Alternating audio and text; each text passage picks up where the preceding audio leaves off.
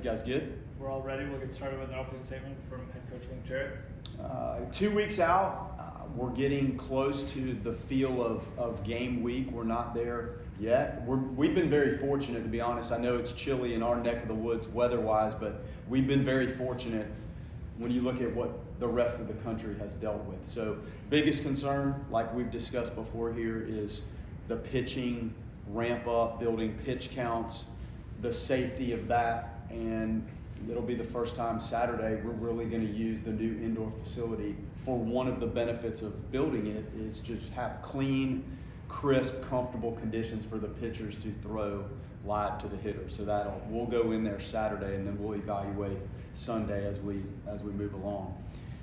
Taking you through some of the thoughts I have on the position so far and the consistency and things that have sparked flashes for me, but maybe not quite as consistent. I think when you start with the pitching and the left-hand side, Trey Beard and Mendez and Peyton Manka have been very consistent. And I'm going back, you do file away what these guys have done in the program for you in previous seasons, and you re-rack it a little bit to start the fall. I guess in this context, I'm looking more at what I felt in the fall all the way up to their last outing. Those three have been consistent. Their stuff is different. I know Mike and I talked endlessly last year about left on the weekends, and I think there was a difference in how those lefties worked, and I think these lefties are different. So not saying they're the weekend rotation by any stretch, but when you do have a couple lefties in the mix to start, is there a difference in the two? And I think all of those guys have shown unique profiles of pitches and how they manage the game. Kevin Beeble and Cooper Whitehead have shown flashes. I don't think it's been quite as consistent yet. They have been good at times, very good. But just the consistency is what we're working to see out of everybody. On the right-handed side, Bryson Moore, start to finish, fall to right now, has been very, very consistent. It's a good mix of a variety of pitches. He's very conscientious about how he works. He's been spot on, and we need to keep him headed in that direction. Cade O'Leary, more suited to throw out of the bullpen, but some dynamic secondary pitches. He's been functional and consistent since we started the fall. Johnny Abraham, in any capacity, has been fine. We're stretching that pitch count out, and once you get into the 45 and the 60 and the 75, the repeatability of the delivery and sustaining the mechanics and hoping the stuff still stays above par, that's what any of these guys that we're building need to do, including John. Cole Stokes, the last outing he had is as good as any right-handed pitcher I've seen on a college field. It was dynamic. It was 98. The slider profile was unbelievably good, firm, tough. That was a phenomenal outing. It was fun to watch. And all of the work and all of the things that Micah and I try to do to help the pitchers, when you see that come to light in an outing on the field, it was awesome. And he needs to keep that going. Brody Purcell has shown some really good flashes. Manny Lantigua, freshman, has shown some signs of being very unique for us and has some good capabilities. Gabe Nard, who joined us for the spring semester from Duke, different profile of fastball, tremendous sink and run. That's going to help us. He's still acclimating to the program, but he's well on his way to being a serviceable piece of this thing for us. The catching is a concern. I talked to you about that a couple weeks ago. Caden Vermelt, I tip my hat to him. He's been grinding, and Carnes hasn't really been healthy, and Schmela hasn't been healthy, and Mookie Rodriguez has been banged up. Vermelt has stepped back there, and he's taken hit-by pitches off the hands, and he's catching a lot of innings. And just like the pitchers, the catchers, they have to get their legs under them, and the squatting and blocking and running and the foul balls off the legs and arms, and it's not easy. And he has done a nice job back there. And the other two, Carnes is going to be okay, and we know he's very capable. Just have to get him healthy. Still battling through some things. And Nate Schmela, also experienced, has been banged up. It seems to be one thing after another for him, but he's actually trending, and we need to get him. The at-bats are not a concern, but for his benefit, you have to see some live pitching at some point, and it's coming for him in the next couple weeks. The infield, Cal Fisher has been extremely consistent with the approach to what he's doing. He's really done a nice job at short. We know he can play third. He's bounced over to second. And I try to move these guys around, and I will stop moving them around as much eventually, but I'm still in that process of moving them. He's done a great job. Carter McCulley has had a great preseason. He really has. Older. We tried to acclimate him, get him in there last year, and it didn't really stick for him, but you're talking about a 6'4", 6'5" guy that has some power to all fields and just very nice throwing action and can throw from angles. Jace Estes has had a very nice preseason. Ran a couple balls out of here.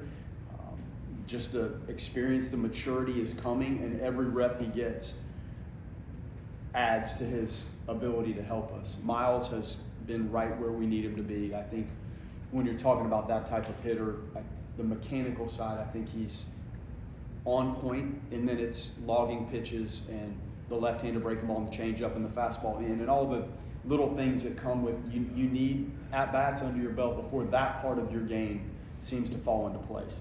Seen really good flashes out of Gabe Frazier, and he's going to need to continue to grow into this thing and play with maturity. Eli Putnam flashes, whether it's second, third, even put him at first, and he looked great at first base. So we've got some options there. And Kelvin Polino in the infield, we moved Kelvin to the outfield at times, and we've bounced him around third, second, a little bit of first. He's been one of the toughest outs we've had in the program if you go all the way back to when this started in September. Tough, uses the field well, trying to move him along and find a good defensive spot for him. In the infield or the outfield, John Stutzer, we've used him at times in the infield. He played shortstop. We know he could go to the outfield and be extremely capable and dynamic. We know that's a move we can make. We're trying to give him some good reps in the infield, just like Noah Sheffield. Those guys have had some really good at-bats for us. And finding the right mesh point in the outfield, in the infield, what position in the infield, and then what things that we're trying to polish at those spots for them. But they've shown the ability to bounce and do a little bit of both of those. Chase Williams, nobody more dynamic, get up and go than him. You guys have all seen that, keeping him healthy. He's back batting right-handed. Last year he had to put that down with the shoulder. That's going to clearly help. Braden Dowd, polished, sound, savvy outfielder. DeLama Lure, poor guy's battled the flu twice. I didn't know you could have that in a 3-week span, but he's got it. Again, coming along, the maturity. You look at a Ferrer, you look at a Tibbs, you look at some of these guys that have been in it that just took a little time and maybe didn't see full potential reached early in the career. It's coming for Brody. And then you have Stutzer and Sheffield that could easily move into that group. And that is a very capable outfield defense when you put that thing together. No matter where you play these guys, I like to think of our outfield being 3 center field candidates that you then spread. That's pretty good outfield defense. I think we're headed in that direction. And big shoes to fill. You can go all around the team. There's massive shoes to fill. Front of the rotation, middle of the infield, outfield. There's a lot to unpack here in the next couple weeks, but I do like that group in the outfield.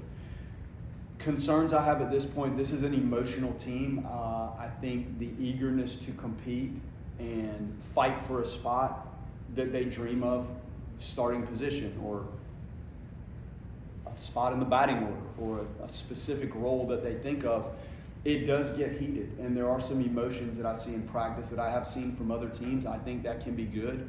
As I grow to learn more about the team and you start to have somebody else in the other dugout to compete against, I'll know more about the emotional firepower I do feel with these guys.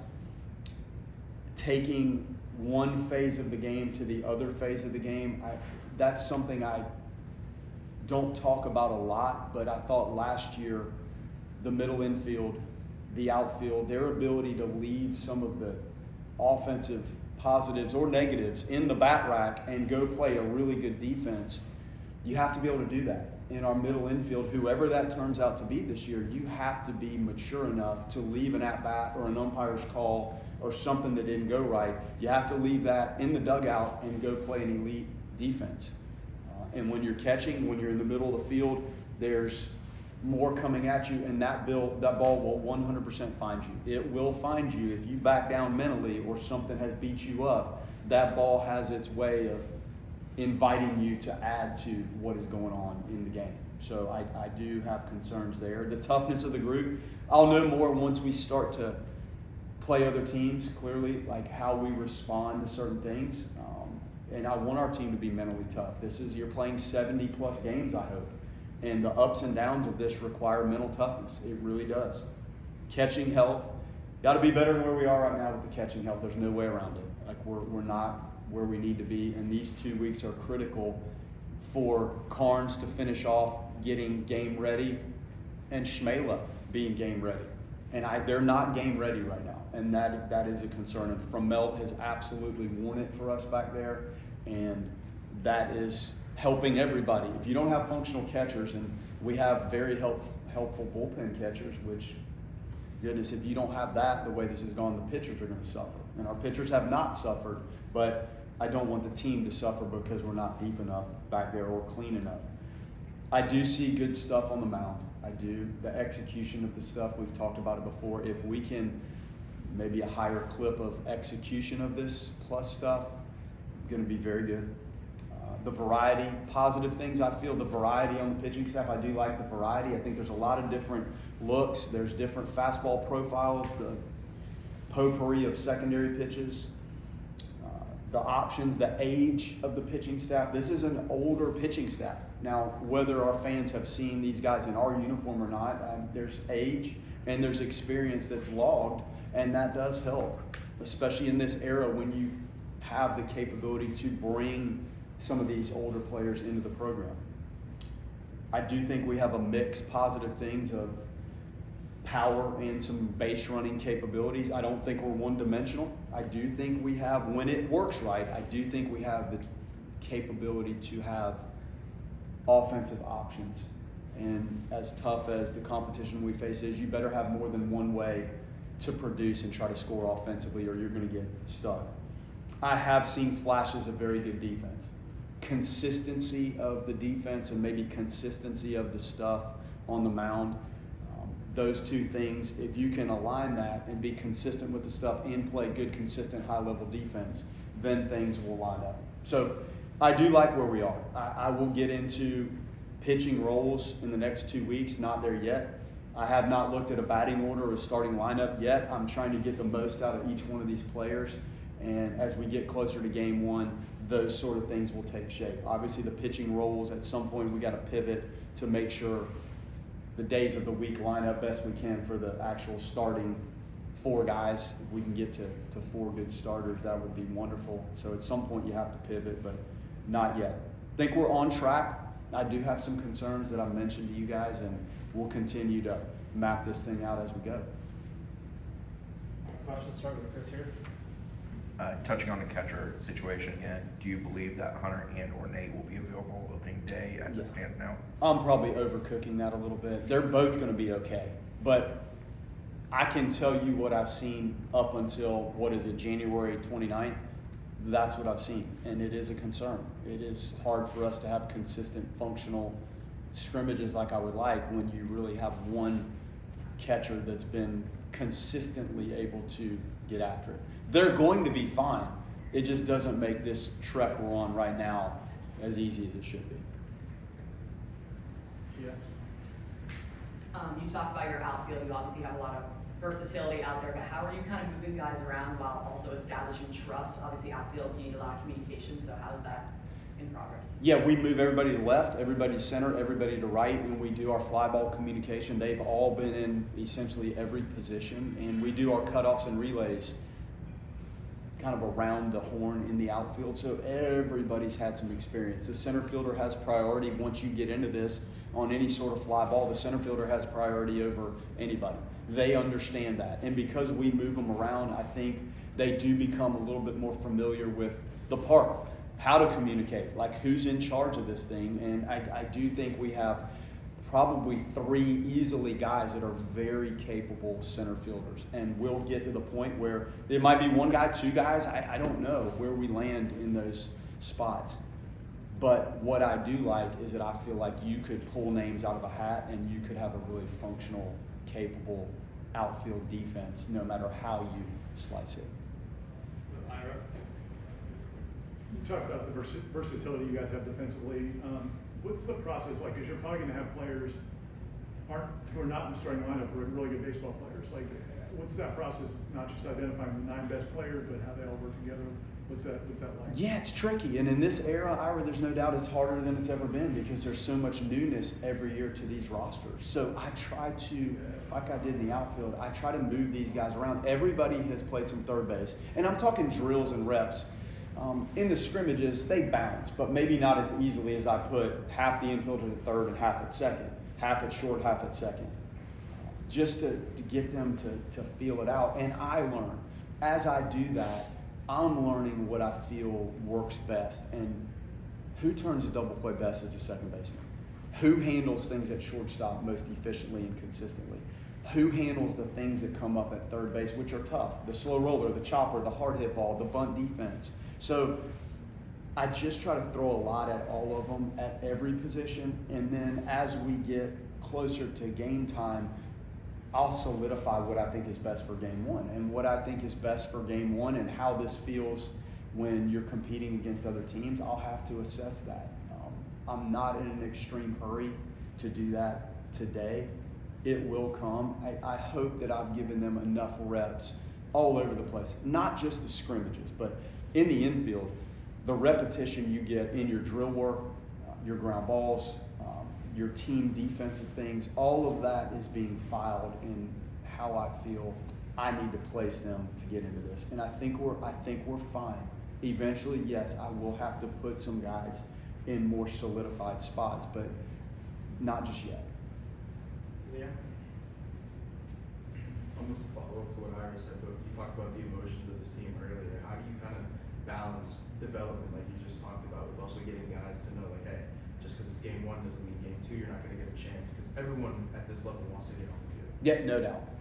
They have aspirations to get on this field and move beyond. And I think the last few years, part of the newness of the team is a reflection of the draft and how great that was for the players in the program to move on in the capacities they did. The emotion of it, I think it can be good. And quite frankly, the last 5, 6, 8 years of coaching, I didn't sense that my teams were going to have that trait, but they did. So it can be a positive thing. Now, emotion without being emotionally over the top. You can have intensity and emotion and play within yourself. When that emotion boils over a little bit and you become overly emotional, then I think you have a problem. So we talk every day in this meeting room about how to approach the game here and what they're going to deal with when they play 160 professional games in a season. You have to be able to manage the emotion, the intensity, the ups and downs that come your way in a sport that's played in such a repetitive nature. Gia? How much does leadership also factor into where you want to put guys in the infield? You talked a little about Cal playing shortstop. How is kind of a more prominent role? So how are you moving guys around based off their leadership roles on the team? Yeah, the leadership is something I hope that organically comes to fruition. I don't want anybody to be outside of their personality where they almost become uncomfortable with trying to force something that may not be in there. I might have been guilty of that at times. You think because you're playing this position or you're playing here, there's certain things you're expected to do. I just need you to be the best version of you.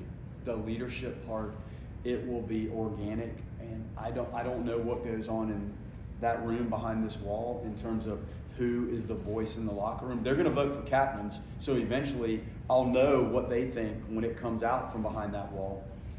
But I just need it to develop. Now, the expectations of managing the things that come at some of these positions, clearly if you're playing shortstop, second base, catcher, third base, you can nitpick all of the positions and you have to lead your specific space properly regardless of position. But the shortstop position, the catching position, the center field position, by the nature of how to play it, does provide you opportunities to take charge even if that's more in-game and directing traffic in-game versus what's going on behind the wall here.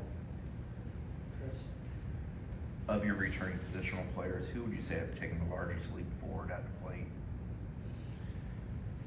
Brody, McCulley, Jace, they've had some really, really impressive moments.